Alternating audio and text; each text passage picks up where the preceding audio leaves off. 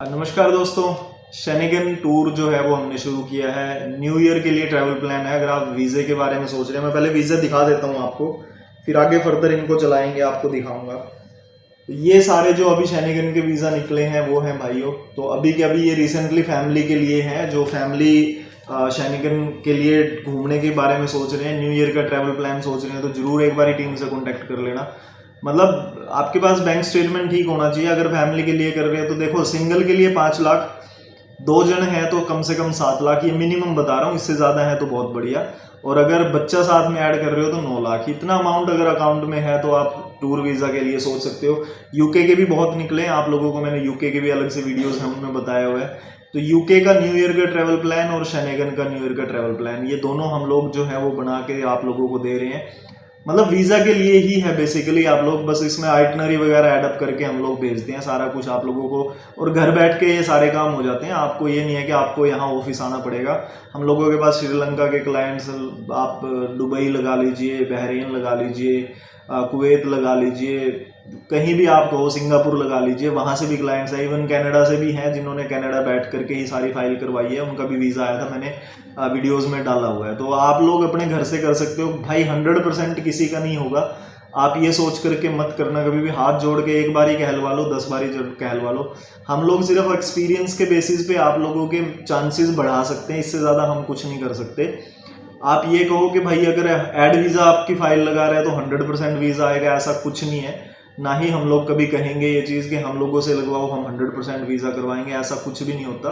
तो प्लीज़ 2 बार ही कहूँगा, please please भाई ऐसा कभी मत सोचना। आप ये सोच करके ज़रूर दे देना कि भाई इनको एक्सपीरियंस है, इनके वीज़ा निकल रहे हैं, तो आप लोगों को भी अगर अप्लाई करने का है तो एक बार ही आप टीम से कॉन्टैक्ट कर लेना। सबसे पहले आपको बैंक स्टेटमेंट जो है वो भेजनी होती है। बैंक स्टेटमेंट के बाद वो चेक होती है। चेक का मतलब ही होता है भाई कि क्या इसमें रिस्क ज़्यादा है या कम है, ये चेक होता है और कुछ नहीं है। आपको कि आपने तो बैंक स्टेटमेंट चेक की थी, फिर वीज़ा रिफ्यूज़ क्यों हो गया? भाई मेरे हाथ में वीज़ा बिल्कुल भी नहीं है। आप ये सोच करके ज़रूर दे देना कि भाई ये सिर्फ रिस्क फैक्टर आपको बता सकते हैं कि भाई एक के अकाउंट्स मेंटेन है और एक के मेंटेन नहीं है। तो जिसके मेंटेन नहीं है उनको हम पहले ही ना कर देते हैं कि भाई आपका मेंटेन नहीं है, आप अपना टाइम खराब मत करो, पैसा खराब मत करो। 3 महीने आप अकाउंट्स को मेंटेन प्रॉपरली कर लो, उसके बाद आप फाइल लगा लेना। जिन लोगों के मेंटेन है उनको हम बोल देते हैं कि भाई मेंटेन है, अब आपकी मर्जी है, आप रिस्क लेना चाहते हो या नहीं लेना चाहते हो। देखो, जब मैं वीडियोस पे ये सारी बातें बोल देता हूँ भाई, तो प्लीज़ ये चीज़ बाद में मत कहा करो। हमें भी बड़ा फील होता है ये चीज़ कि जब आप कहते हो कि जी आपने तो बोला था कि बैंक स्टेटमेंट ठीक है, फिर वीज़ा क्यों नहीं आया? देखो, मेरे हाथ में ना तो वीज़ा देने की ताकत है, मेरे छोड़िए किसी भी कंसल्टेंट के हाथ में वीज़ा देने की ताकत नहीं है। ये जिनके आए हैं ये बिल्कुल, अब सक्सेस रेट की बात करोगे भाई, तो अभी जो वीज़े निकले हैं ये स्विट्जरलैंड से बहुत ज़्यादा वीज़े हम लोगों के आए हैं। वो सिर्फ उनके हैं जो कपल्स में हैं। सिंगल्स हम लोग पहले ही ना कर रहे थे कि सिंगल्स में मत लगाओ, बहुत कम चांसेस होते हैं। शेनेगन पर्टिकुलरली मैं शेनेगन की बात करूंगा। यूके के अंदर आप सिंगल लगाओ, हमें कोई दिक्कत ही नहीं है, क्योंकि हमें पता है चैलेंज करके हम ले लेते हैं। मेरे 18 साल के लड़कों का भी वीज़ा आया है, मेरे 21 साल के लड़कों का भी आया है। हमने 1.5 लाख के अकाउंट में भी पैसे वीज़ा निकलवा के दिए हैं। हमने 8,000 की सैलरी वालों को दिया है, 8,500 की सैलरी वालों को वीज़ा निकलवाया है। तो ये नहीं होता, वो सारे सिंगल में ही हैं, मतलब सिंगल ट्रैवल कर रहे हैं, चाहे वो मैरिड है या सिंगल है। इवन के वो फिर चैलेंज के बाद भी आ जाता है। चैलेंज वाले अलग सी वीडियोस चल रही हैं, वो अगर आपको देखनी है तो आप जाके देख सकते हो। लेकिन हमारे हाथ में सिर्फ और सिर्फ इतना है दोस्तों कि हम लोग अपनी दिमाग के बेसिस पे, एक एक्सपीरियंस के बेसिस पे सिर्फ इतना कर सकते हैं कि ये डॉक्यूमेंट लगाने से आपके चांसेस बढ़ेंगे, इस डॉक्यूमेंट को लगाने से घटेंगे। तो वो चीज़ें हम लोग एक बार ही सारा कैलकुलेट करके आपको बता देते हैं। इससे ज़्यादा हमारे हाथ में कोई चीज़ भी नहीं है। तो रिक्वेस्ट है भाइयों, कोशिश आपको करनी है, रिस्क आप लोगों का है। आप लक ट्राई कर रहे हो, हम लोग सिर्फ एक आपको माध्यम दे रहे हैं, एक लक ट्राई करने का, इससे ज़्यादा और कुछ भी नहीं है दोस्तों। मैं खुल के वीडियोस पे सारी चीज़ें आप लोगों को बताता हूँ। फिर आप बाद में ये कहो कि भाई ये है वो है, प्लीज़ मेरे भाई, उससे हमें भी बहुत दुख होता है। देखो, वीज़ा किसी का रिफ्यूज़ होता है ना, तो मैं किसी का, अभी एक भाई आया था मेरे पास, मैं वैसे जनरली बता रहा हूँ आपको। उसका क्या हुआ कि उन्होंने सारी ज़िंदगी की कमाई है, 52-53 साल की उम्र है उनकी, तो सारी ज़िंदगी की कमाई अपने घर पर लगाई थी। अभी हुआ ये कि 5-6 दिन पहले, जिस दिन वो मेरे पास आया उससे 5 दिन पहले ही उसके घर के अंदर आग लगी शॉर्ट सर्किट की वजह से। मतलब कपड़े, पैसे, सब कुछ फूक गया उसका। मतलब इवन एक उसको 7 महीने भी नहीं हुए थे घर में मूव किए हुए, 7-8 महीने के बाद उसको ये सारी जिंदगी की कमाई।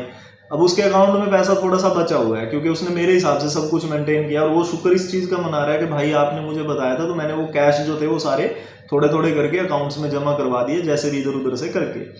तो अब वो आया मेरे पास, तो भाई एक इंसानियत यही होती है ना कि मैं देखो एम्बेसी फीस तो मैं नहीं भर सकता। मैंने उसको बोला मेरे भाई आप एम्बेसी फीस भर लेना, मैं अपने चार्जेस नहीं ले रहा हूँ, इतनी बड़ी ट्रेजेडी आप लोगों के साथ हुई है, परमात्मा जो भी आपका ध्येय होगा आप उसको पूरा कर लेना, हमें कोई दिक्कत नहीं है, वीज़ा आ गया खुशी से, आपको जो मेरे हाथ पे रखना है वो रख देना। ये होती है कि इंसानियत जिसको कहूँगा मैं, अपने मुंह मियाँ मिट्ठू वाली बात नहीं कर रहा हूँ, लेकिन बात ये होती है कि भाई मेरा दिल भी दुखता है अगर आपका वीज़ा नहीं आए, हम लोगों को भी उस चीज़ का दर्द होता है। हाँ ये होता है कि वीज़ा के बाद का क्या, देखिए जैसे न्यूजीलैंड है, न्यूजीलैंड में अगर आप वीज़ा रिफ्यूज़ है तो मेरे हाथ में भी कुछ नहीं है, हमने ट्राई किया है, ट्राई करने के बाद न्यूजीलैंड में हमने रीअप्लाई किया है, लेकिन वो 60-70 दिन के बाद जब फ़ोन उनको किया गया कि भाई रीअप्लाई किया था 60 दिन हो गए अब तक कोई डिसीजन नहीं आया, तो उन्होंने रात को ही रिफ्यूज़ करके बंदे को दे दिया।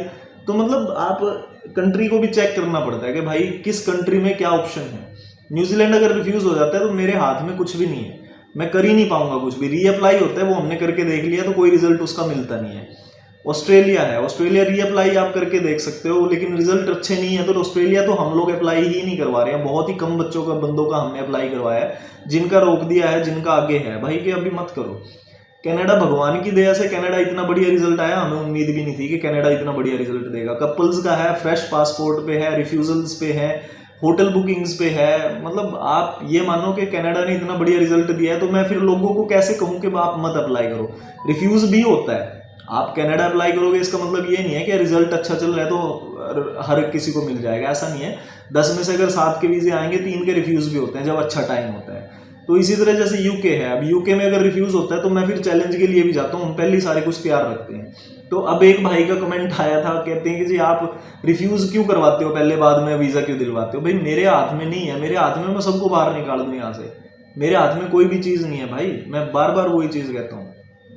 मेरे हाथ में ये है कि वीज़ा ऑफिसर ने रिफ्यूज़ कर दिया तो कर दिया, लेकिन जब हम सब कुछ में सही हैं, जेन्युइन सब कुछ है, हर चीज़ की कैलकुलेशन सही है, तो फिर हम लड़ते हैं कि भाई ये चीज़ गलत क्यों आप कर रहे हो। हम लोगों का जब सब कुछ सही है तो आ जाओ आप कोर्ट में देख लो जा करके, या आपके जो पॉइंट्स आप बोल रहे हो क्या ये कोर्ट में स्टैंड करेंगे या नहीं करेंगे। तो यही सारी चीज़ें होती है, और वहाँ से इसलिए भगवान की दया से सक्सेस रेट अच्छा चलता है हम लोगों का।